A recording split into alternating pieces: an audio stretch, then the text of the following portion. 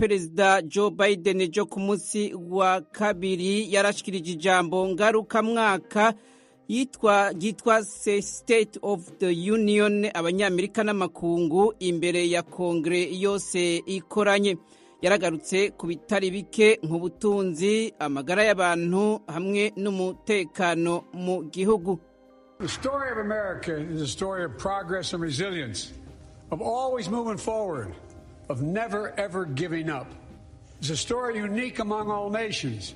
We're the only country that has emerged from every crisis we've ever entered stronger than we got into it. Look, folks, that's what we're doing again. 2 years ago, the economy was reeling. I stand here tonight after we've created, with the help of many people in this room, 12 million new jobs. More jobs created in 2 years than any president's created in 4 years because of you all, because of the American people. And 2 years ago, COVID had shut down, our businesses were closed, our schools were robbed of so much. And today, COVID no longer controls our lives. And 2 years ago, democracy faced its greatest threats in the Civil War. And today, though bruised, our democracy remains unbowed and unbroken.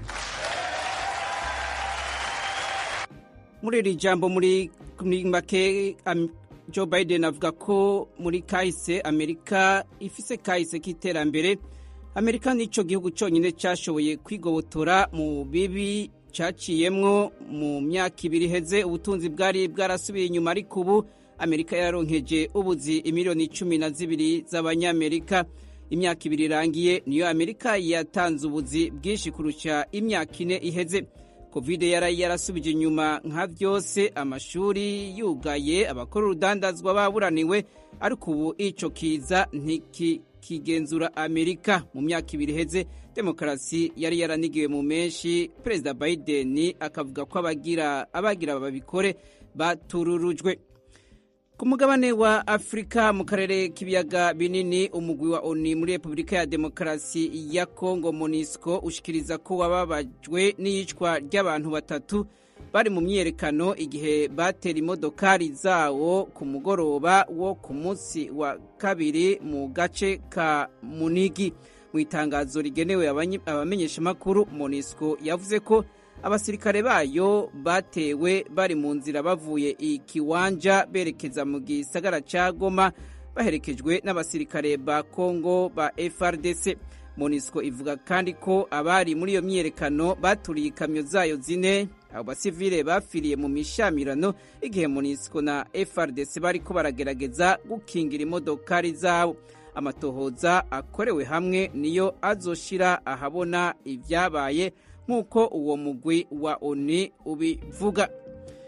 Muri Afrika kandi abantu bashika kuri 38 barishwe, abandi barenga 130 barakomereka inyuma yo gutana mu mitwe kwamaze imisi 2 mu gisagara ca Las Anode ni mu buseruko bwa Somaliland. Abategetsi mu vy'amagara y'abantu bavuze ko ibitaro bikuru byo muri ico gisagara byagabwe ko ibitero vya Morotiye, ibice bimwe birasambuka. Imishamirano hagati y'abajejwe umutekano ba Somaliland hamwe n'abanyagihugu bahisemo kwigwanira ibaye haheze indwi hari icuka kibi cyatewe n'iyicwa ry'umunyepolitike yishwe n'abantu biyoberanije. Nibwo bwicanyi bwa vuba bubaye mu bundi bwabaye muri ico gisagara mu yindi myaka. Abategetsi babwegeka ku bagwanyi b'umuhari w'iterabwoba Al-Shabaab. Mevuga hanze y'umugabane wa muri Afrika kandi abategetsi ba Nigeria basaba ubutungane inyuma yaho abantu bitwaje ibigwanisho muri Burkina Faso biciye abanyanigeria bari mu rugendo rw'idini baja muri Senegal. Ubwo bwicanyi bwahitanye abantu bashika kuri 16. Leta gisirikare ya Burkina Faso yatanguje amatohoza kuri ico gitero cyabaye ku munsi wa mbere mu karere kazwi ko kagenzurwa n'aba-Islamiste. Presidence ya Nigeria yavuze ko abategetsi bari mu biganiro na bagenzi babo muri Burkina Faso kandi bakirindiriye ibizovamwo imbere yo kugira ico bakoze. Perezida Muhammadu Buhari yaraneguye ubwo bwicanyi yongerahoza imiryango yabuze ababo. ahandi havugwa bapfuye ni muri Turukiya na Siriya. Abajeje gutabara muri ivyo bihugu bibiri barabandanya ibikorwa byo kurondera abo babagihema mu ibomagurike vy'amazu yasenyuwe na nyamugigima yaciye muri ako karere ku munsi wa mbere. Gushika ubu abamaze kumenyekana ko bapfuye barenga 7,200 muri rusangi muri ivyo bihugu bibiri. Umuyobozi mukuru wa OMS Tedros Adhanom Ghebreyesus yavuze ko yifatanije n'abanyagihugu bo muri ivyo bihugu mu bihe by'akaga n'imibabaro barimwo. Mu ijambo yashikirije ari i Geneve ku cicaro ca OMS, Tedros yavuze ko ishiramwe arongoye ryarungitse indege yuzuye imiti izogaburwa n'ivyo bihugu bibiri. Ikigo cyo muri Turukiya kijejwe kugarukira kubahuye n'ivyago cavuze ko kiriko kirakoresha amabarabara n'indege kugira gishikane ibikoresho n'imfashanyo mu bice vyasinzikajwe n'iyo nyamugigima. Utu twigoro turiko kandi turafashwamwo n'amareta hamwe n'ibigo mvamakungu vyarungitse abatabara hamwe n'uburyo butandukanye muri ako karere. Abategetsi muri Turukiya bavuze ejo kuwa kabiri ko abantu barenga 5,500 aribo bapfuye ku ruhande rwabo. Yahere muri Kongo aho imodoka zitatu za MONUSCO zaturiwe n'abanyagihugu hafi y'ikambi ya Kanyarucinya iri muri grupema ya Munigi muri Kivu yo mu buraruko. Amakuru ijwi rya Amerika rikura mu bavyiboneye avuga ko abantu 5 bapfuye abandi 7 barakomereka. Abo babibonye bavuga ko abo bantu barashwe n'ingabo za MONUSCO zishaka kwivana muri abo banyagihugu bateye imodoka zabo. Umumenyesha makuru w'ijwi rya Amerika ari Goma yatubwiye ko izo modoka zari zivuye Kiwanja zerekeza mu gisagara ca Goma. Iyi nkuru tuzoyibashikiriza mu buryo bunonosoye mu makuru yacu ari imbere. Ejo ku munsi wa kabiri umucamanza wa sentare y'intango ya Kicukiro i Kigali mu Rwanda yahanishije ihadabu ingana n'umuliyoni w'amafaranga y'u Rwanda umushoferi yikekwa ko yishe agonze umunyamakuru Ntwari John Williams. Uyu mucamanza yafashe ingingo ivuga ko ari icaha yakoze bidaturutse ku bushake. Eric Bagira ubusa yari muri sentare adufitiye ibindi kuri iyi nkuru.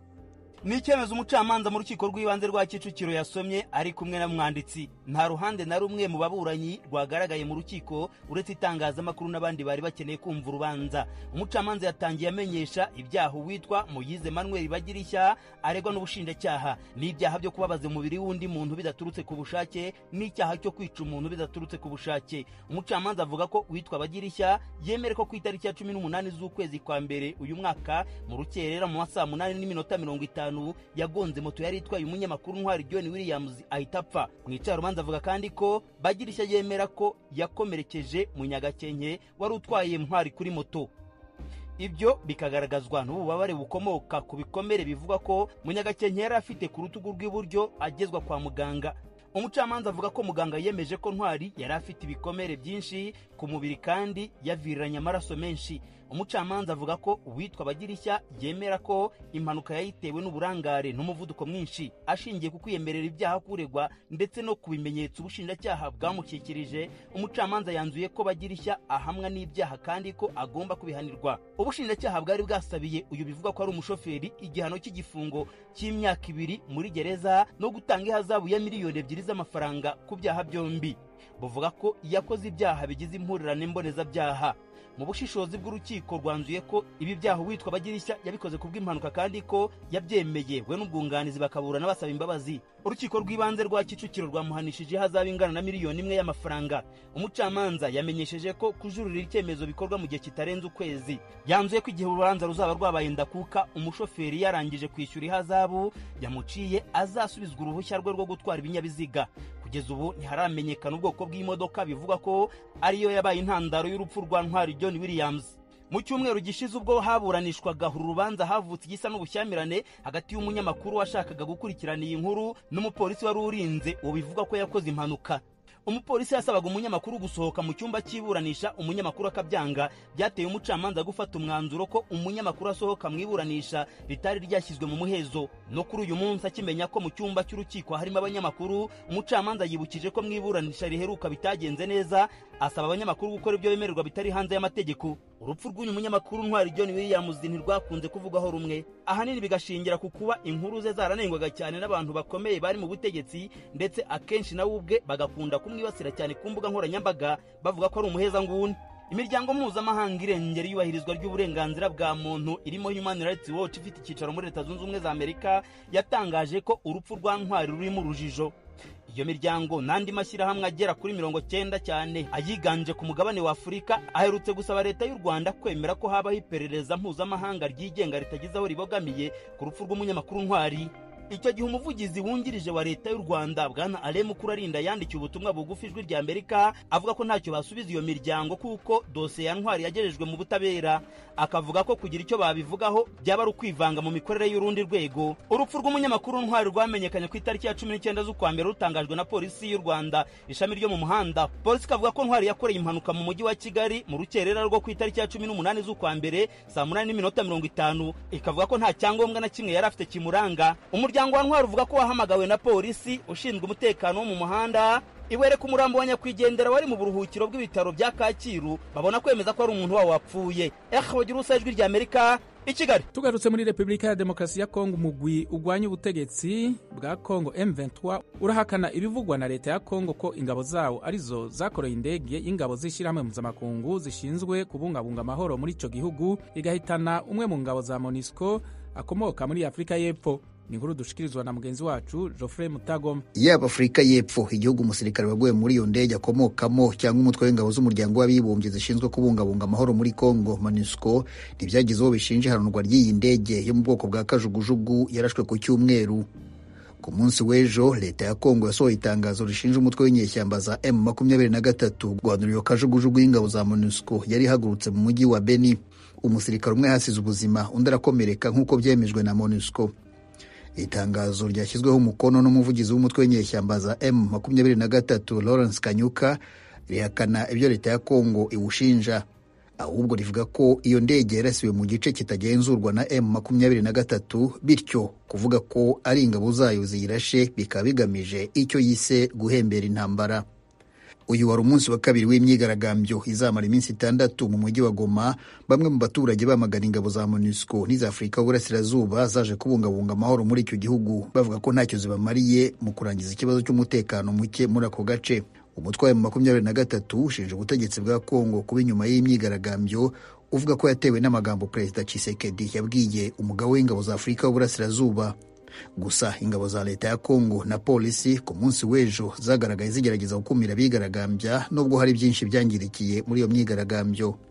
Umuryango w'abibumbye ufite ingabo zirenga 18,200 mu burasirazuba bwa Repubulika ya Demokarasi ya Kongo. Mu byo zishinzwe harimo gufasha Leta ya Kongo kugarura amahoro muri aka karere. Hari kandi ingabo za Afrika y'Uburasirazuba nazo zahageze umwaka ushize mu rwego rwo gufasha ishyirwa mu bikorwa ry'amasezerano y'amahoro. Mu mpera z'icyumweru gishize, abakuru b'ibihugu byo mu karere harimo na Perezida Tshisekedi wa Kongo bahuriye Bujumbura mu Burundi, bongera kwemeza ko imirwano ihagarara hagatangira kubahizwa ibyemeranyijweho mu masezerano y'amahoro yabanje. Gusa nyuma yaho Leta ya Kongo yavuze ko nta biganiro izagirana n'umutwe wa M23. Itangazo M23 yasohoye rivuga ko ku munsi w'ejo Leta ya Kongo yagabye ibitero ku birindiro byayo mu duce dutandukanye, ariko Leta ya Kongo ntirabyemeza cyangwa ngo ibihakane.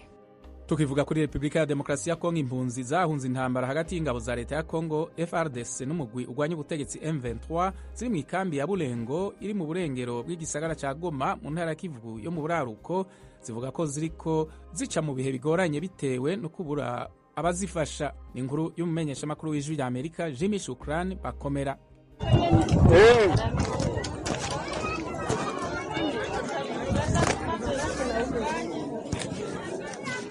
Aha turi ni mu nkambi y'impunzi cya Burengo iri mu burengerazuba bw'umujyi wa Goma muri quartier ya Rakivere, imwe muri quartier zigize komine ya Goma, ariko ikaba idatuwe cyane kubera ko yana umupaka na parike y'Ibirunga. Aha ni mu birometero 5 gusa uvuye mu mujyi rwagati. Iyi nkambi iri ku muhanda mugari uva Goma werekeza Sake muri teritwari ya Masisi. Kugeza ubu impunzi zirenga 8,000 nzo zimaze kwakirwa muri iyi nkambi ya Burengo. Ibi byatangajwe na Mahoro Faustin, umuyobozi w'iyi nkambi. Abantu ni benshi cyane, donc twabuze ibyo twakora ko abantu bari kwisuka ubusa n'umuntu. Abantu bari muno ejo twari turi abantu 8,000, ariko banarakiyongera baracyaza ari benshi. Umubare munini w'izi mpunzi waturutse muri teritwari ya Masisi na iri mu burengerazuba bw'umujyi wa Goma, cyane mu duce twa Nyamitaba, Kirorirwe, Nturo, Burungu na Kicanga two muri sheferi ya Bashali, ndetse n'utundi nka Kingi, Kabati na Tonane turi muri groupement ya Kamuronza muri sheferi ya Bahunde muri teritwari ya Masisi. Aba bavuga ko bahunze imirwano hagati ya FARDC n'ingabo z'umutwe wa 23. Inkambi ya Bulengo igwiriyemwe abana bato, abagore ndetse n'abatishoboye nk'uko twabibonye ubwo twayisuraga. Abavuga ko bamerewe nabi kubwo kubura ibyo kurya ndetse n'ibindi byakenerwa byibanze mu buzima bwabo bwa buri munsi. Tubayeho mu buzima bubi, ntabyo kurya, nukurwa tukabura aho turi buyihungire bitewe no kutabona icyo dushyira ku bivera. Abana bariho bateseka ndakigenda kabisa. Hari igihe tugenda mu mashamba ugenda ugaca uduti ukaza ugatandika hano hepfo mu soko baguha n'irifura ubundi ukaza ukagaburira abana. Naho tuje kubica ni ahantu habi usanga bavuga ngo ni ibiti bya guverinoma bagufatiramo ni ibibazo. Sifa Florida ni umukecuru w'imyaka 67. Uyu yahunze imirwano aturutse gusa muri groupement y'abashali Kayembe. Uyu yahunganye n'abuzukuru be 6 n'abana be 3. Aratubwira uko abayeho muri iyi nkambi. Yemwe ntabwo dufite pe, turi kumanika inzitiramu buse, nta gahema ntaki, ubuzima gusa guhagarara gusa turebe icyo Imana yakora. Guhunga kubura amazu gutyo tukagenda tukapfa guhahiswa nk'utukutu umuntu yitwajije, ukagura agafungo ugashaka udukwi akwari kugira uremekanya ugateka. Sinzi abana harimo umuhungu mukuru ajya gukorera nakirwa kutubuye n'undi akikorera imizigo bakubebeyana, mbese niko numvaga ino bari kubivuga. Gusubira mu buzima busanzwe uri kubona nta mwanya dufite wo kuba badusubizayo, ni ukugira ngo abanyamahanga mbese abantu b'Imana badufashe gutyo. Ikindi kibazo kiri muri iyi nkambi ni ukubura ubwiherero. Ibi nabyo bikaba bishyira mu kaga ubuzima bw'abakongomani nk'uko byemezwa na Mfitumukiza Jackson wahunze aturutse muri lokalite ya Nyamitaba. Nta n'ubufasha na bumwe twari twabona, buri wese ari kwibeshaho kumwe yavuye iyo ngiyo, kandi n'ibyacu byose twarabisize. Dusaba ko badufasha bakatuzanira ibyo kubamo, bakatuzanira ibyo kurya. N'amawese garacyari makeya, dore abantu bangana gutya dufite amawese 2 gusa ngo turi kujyamo. Donc abantu twahangayitse twazi ibyo twakora.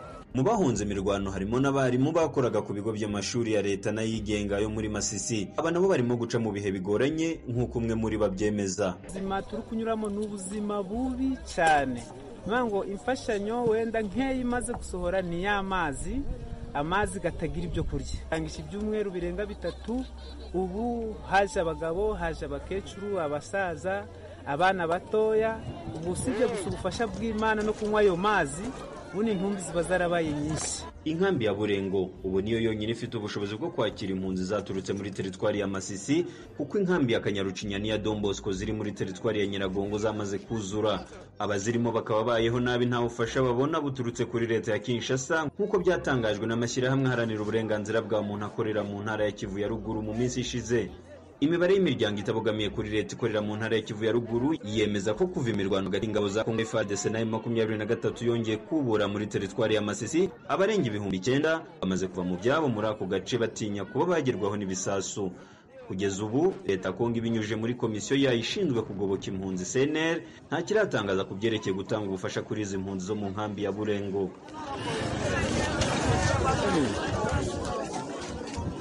Jimmy Shukurani Bakomera, Ijwi ry'Amerika, Igoma. Tuve mu karere k'ibiyaga binini dukubitire muri Turkiya, aho ibikorwa byo kurondera abo basenyukiwe ko n'inyubakwa zasenyuwe na nyamugigima yo ku munsi wa mbere muri Turkiya biriko biba mu gihimbeho izura inzara muri ico gihugu. Abamaze kumenyekana ko bahitanywe n'iyo nyamugigima yumvikanye no muri Syria barenze 5,000. Mugenzi wacu Diane Nininahazwe yavuganye na muganga Leonce Habimana, umurundi avura ingwara z'umutima ku bitaro vyitwa Kosuyolu biri mu gisagara ca Istanbul muri Turkiya. Amusigurira ibice vyasinzikajwe n'iyo nyamugigima nuko ibintu vyari vyifashe. Nyamugigima yabaye ngaha muri gihugu ca Turkiya cyane yafashe ibice vyakoze ko rwose ibice vyo mu le sud-est de la Turquie. Ni amabwira ashika 10 yose yabaye amabwira ashika 10 abamwo abantu baba bagize miliyoni ndagise. Hari abarundi n'abanyarwanda mwoba mufise amakuru yabo bari muri ivyo bice vyakozwe ko na nyamugigima yejo kuwa mbere? Nta makuru novuga menshi bafise, ariko ndibaza yuko Friday nta murundi n'umwe nsigaye baba muri ibyo bisagara.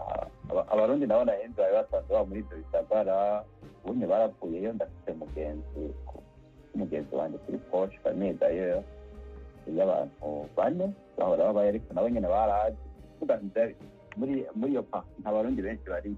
No muri groupe ya ambasade banditse bavuga ko nta murundi yo bariyo akeneye gushaka igorane.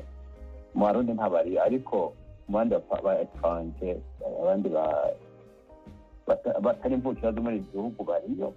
Hariyo abandi bari mu gihugu nyine bariyo n'ukuri. Ego Istanbul muri mwo mukoramwe umwuga wanyu yoyo ntiyakozwe ko niyo nyamugigima imaze guhitana abarenga 5,000, ariko uko biri kose ngira ngo ntihabuze imiryango abo mugenda nabo mukorana bafiseyo ababo muri ivyo bice bindi vyakozwe ko na nyamugigima. Bo bababwira iki? Byifashe ku rubuga gute? Amakuru mubona ku mateleviziyo ngahameze gute? Hari abo muravugana bariyo bafise inshuti zabo za hagufi? Kabureje aho ndi ni metropole ari metropole, usanga abantu babayo usanga bava mu mihingo yose y'igihugu. Rero abantu bava muri aya makansi muri ibyo bice byabaye nk'inyamusiga benshi rwose ngaha Istanbul, aho uciye hose bariyo, usanga bavuyeyo bafite ababyeyi babo canke abaonkle babo n'abatanse babo basigaye ni benshi rwose. No mu gisagara aho nkora bariyo. Hariho umugenzi twariho turakorana na Nibi avuga yuko bonke wiwe n'ubu unye akiri muri izo babo kwa mu Kirundi, ari inzu zamushyigikiye ko n'ubu unye bataramukurayo, bakaronka amakuru yiwe. Bariho cuna wayo b'abayafekiti bariho no mu usanga abagira amatelefone bavugana nabi iwabo barokotse, babwira aho kungene bimeze, barira umwe nabona mu maso ntawe yaga n'uwundi, bose bigiriwe. Amakuru nta kindi bavuga ku magurupe kuri WhatsApp no ku masocial media za Twitter, bandika message umuntu wanje naka mu mutabare. Donc hari saafishe abantu benshi bapfuye n'abakomeretse, abandi bahise nabo babaye gituma nta muntu n'umwe yagisenga. Bose ubona n'ingorane n'ingorane, nta n'umwe atashikiriwe. Hanyuma ibitaro vyanyu navyo bite? Abarimwo bitura bangana gute? Hari abantu benshi. Ibitaro byacu ni ibitaro, hari ibitaro by'impande yacu nyene turi kumwe, ndetse nuko birimwo abantu benshi abakomeretse, abagize ingorane, bapfurayo nyene ibitaro bitandukanye byo muri Istanbul. Bimwe mushobora gusanga tumaze kubona ko tutabonye ko risanga akazi rero bidasaba yuko uje urajya gutemberera abandi, ariko minisiteri de la sante y'ubushikiranganji bw'ubuvuzi aho ngaho ahantu barandika bakavuga abarwayi bazanye ngaho Istanbul, bazanye no mu yandi mapire yandi. Muganga Leonce Habimana mukorera akazi kanyu ngaho Istanbul muri Turukiya, ni gisagara kimwe mu bitakozwe ko na nyamugigima imaze guhitana abagera ku 5,000. Twashimiye kuri kanyino kanya muhaye Ry'Amerika. Murakoze namwe.